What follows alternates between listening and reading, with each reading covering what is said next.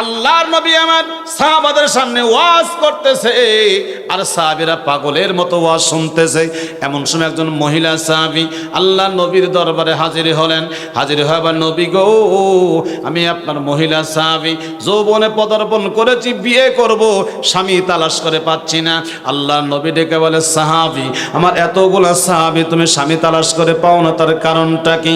মহিলা সাহাবী ডেকে বলে, ও গো নবী, আমি যে কোনো পুরুষকে বিয়ে করব না, আমি এমন একজন পুরুষকে বিয়ে করতে চাই যার কাছে বিয়ে হওয়ার কারণে আমার ইমানের বাতি টিম টিম টিম টিম করে জ্বলতে থাকবে, এমন একজন পুরুষকে আমি বিয়ে করতে চাই।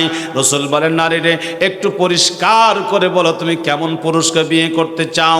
বলে, যেই পুরুষকে আমি বিয়ে করব সেই পুরুষের তিনটা গুণ থাকতে হবে। জোরে বলুন, কয় গুণ? আরো জোরে। 3 গুণ থাকা লাগবে। রাসূল বলে, কি 3টা গুণ? তুমি পরিষ্কার করে বলো। এবার যুবতী মেয়ে বলেন, নবী গো, 1 নাম্বার শর্ত হলো আমার প্রত্যেক রাত্রে আমাকে 1 খতম কোরআনুল কারীম তেলাওয়াত করে শোনাইতে হবে। সুবহানাল্লাহ কোন? আরো জোরে হবে না সুবহানাল্লাহ? প্রত্যেক রাত্রে 1 খতম কোরআন শরীফ তেলাওয়াত করে শোনাইতে হবে। আল্লাহ নবী ডেকে বলে, মহিলা, যদি মাসে 1 খতম হতো তাও তো সম্ভব ছিল, 15 দিনে 1 খতম তাও তো সম্ভব ছিল, 7 দিনে 1 খতম তাও তো সম্ভব ছিল, 3 দিনে 1 খতম তাও তো সম্ভব ছিল। প্রতি রাত্রি 1 খতম কোরআন শোনানো, এটা একটা মানুষের জন্য কঠিন ব্যাপার। নারী বলে, নবী, কঠিন হইল, আমার কিছু করার নাই, প্রত্যেক রাত্রে আমাকে 1 খতম কোরআন শরীফ শোনাইতে হবে। 2 নম্বরে, নবী গো, সারা রাত দাঁড়ায় দাঁড়ায় নফল নামাজ পড়তে হবে। নবী বলে, এটাও তো কঠিন শর্ত। 3 নম্বর শর্ত হলো সারা বছর তাকে রোজা রাখতে হবে। আল্লাহ নবী ডেকে বলে, মহিলা, এটাও তো কঠিন শর্ত। নারী বলে, ও গো নবী, যত কঠিন হোক, এই 3টা গুণ যার থাকবে আমি তারে বিয়ে করব, নইলে বিয়ে করব না। আল্লাহর নবী ডেকে বলে, সাহাবীরা রে, তোমরা মেয়েটার কথাগুলি শুনলে, এবার 3টা এই শর্ত মেনে কে তারে বিয়ে করতে পারবা? মাঝখান থেকে একজন সাহাবী দাঁড়ায় গেল, লাব্বাইক সাদাইকা ইয়া রাসূলুল্লাহ, লাব্বাইকা হাবিবাল্লাহ, নবী গো, এই মহিলাকে আমি বিয়ে করব। আল্লাহর নবী ডেকে বলে, সাহাবী, তুমি কানে শুনেছো, মেয়েটা 3টা কঠিন শর্ত দিয়েছে, তুমি 3টা শর্ত পূরণ করতে পারবে কিনা? এবার নারী বলতেছেন, নবী গো, যদি আপনার দোয়া, এবার পুরুষ বলতেছেন, নবী গো, যদি আপনার দোয়া থাকে আমি অবশ্যই পারবো ইনশাআল্লাহ। নবী গো, যদি আপনার দোয়া থাকে আমি অবশ্যই পারবো ইনশাআল্লাহ। একদিকে নবীর দোয়া, আর একদিকে ইনশাআল্লাহ। আল্লাহ যদি চায়, আল্লাহ যদি কোনো কাজ চায়, সেই কাজ কি আর কঠিন হয়? এই আল্লাহর বান্দারা গভীর মনোযোগ লাগান। এইবার যুবক সাহাবী ডাক দিয়ে বলে, নবীজি,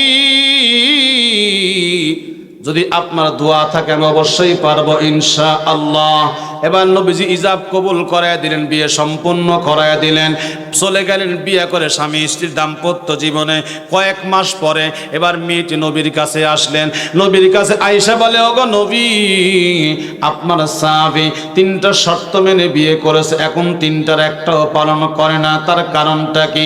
আল্লাহ নবী যুবক সাহাবীকে ডাকলেন, এ যুবক সাহাবী, তুমি 3টা শর্ত মেনে বিয়ে করলে কিন্তু একটাও পালন করো না, তার কারণটা কি? যুবক বলে, নবীজি, আল্লাহি নবী, আল্লাহর কসম, আমি 3টা শর্তের একটা শর্ত নবী আমি ভঙ্গ করি না।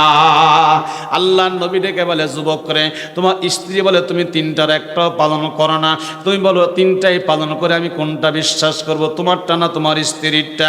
যুবক বলে, নবীজি, আমি আল্লাহর শপথ করে বললাম 3টাই পালন করি। আল্লাহ নবী ডেকে বলে, যুবক রে, তুমি কেমনে পালন করো আমি একটু তোমার কাছে জানতে চাই। যুবক বলতেছেন, নবী গো, আমি কেমনে পালন করে হাদিসের পরিভাষায় আপনাকে ব্যাখ্যা করে শোনাইতে চাই। নবীজি বলে, আমি ব্যাখ্যা 3টা শুনতে চাই। যুবক সাহাবী ব্যাখ্যা করবেন, আমার নবীজি শুনবেন, ব্যাখ্যা 3টা আপনারা কি শুনবেন? সাহাবী বলে, ইয়া রাসূলুল্লাহ, ইয়া হাবিবাল্লাহ, 1 নাম্বার শর্ত ছিল প্রত্যেক রাতে 1 খতম কোরআন শরীফ শোনাইতে হবে। নবীজি, আমি আপনার শোনার জবানে শুনেছি, আপনি বলেছেন যে ব্যক্তি কোরআনুল কারীমের সূরা ইখলাস একবার পড়বে, আল্লাহ পাক তার আমলনামায় 10 পারা কোরআন শরীফের সওয়াব দান করবে। দুইবার পড়লে 20 পারা কোরআন শরীফের সওয়াব পাওয়া যাবে। তিনবার যদি কোনো ব্যক্তি সূরা ইখলাস পড়ে আল্লাহ পাক তার আমলনামা এক খতম কোরআন শরীফের সওয়াব দান করবে। এক মিনিট আমি ওয়াজটা শেষ করে নিই, হাতে রাখেন আমি ওয়াজটা শেষ করে নিই। এক নম্বরে এবার মেয়েটি বলতেছেন নবী গো 3 বার সূরা ইখলাস পাঠ করলে যে এক খতম কোরআন শরীফের সওয়াব পাওয়া যায় আমি তা জানতাম না। আজকে যখন জানলাম আমি আমার স্বামীর বিরুদ্ধে 1 নম্বর অভিযোগ প্রত্যাহার করে নিলাম। তা 3 বার সূরা ইখলাস পড়লে এক খতম কোরআন শরীফের সওয়াব পাওয়া যায়।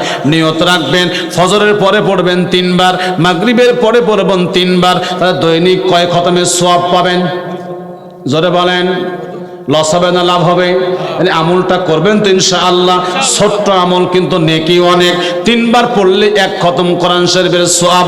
2 নম্বরে সারা রাত দাঁড়ায় দাঁড়ায় নফল নামাজ পড়ার কথা। যুবক সাহাবী ডাক দিয়ে বলেন নবীজি আমি আপনার সোনার জবানে শুনেছি আপনি বলেছেন যে ব্যক্তি এশার নামাজ জামাতে পড়বে আর ফজরের নামাজ জামাতে পড়বে, যদি কোনো ব্যক্তি সারা রাত দাঁড়ায় দাঁড়ায় নফল নামাজ পড়ে যেই পরিমাণ নেকি হবে, যদি কোনো ব্যক্তি ফজর আর এশার নামাজ জামাতে পড়ে আল্লাহ পাক তার আমলনামা ওই পরিমাণ নেকি জমা করে দিবে। নবী আমার বলেন এশা আর ফজর এই 2 ওয়াক্ত নামাজ খুব কঠিন নামাজ। এই 2 ওয়াক্ত নামাজ পড়তে পারবে যারা তারা হলো প্রকৃত মুমিন। সুবহানাল্লাহ কোন।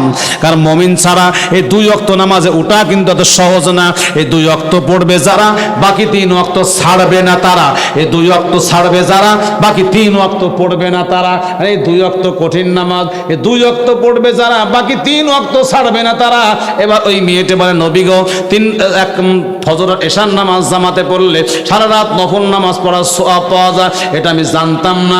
আজকে যখন জানলাম আমার স্বামীর বিরুদ্ধে 2 নম্বর অভিযোগ আমি প্রত্যাহার করে নিলাম। 3 নম্বরে সারা বছর রোজা রাখার কথা, কিন্তু সারা বছর তো রোজা রাখে না, শুধু রমজান মাসে রোজা রাখে আর শাওয়াল মাসে 6টা রোজা রাখে, বাকি মাস রোজা রাখে না।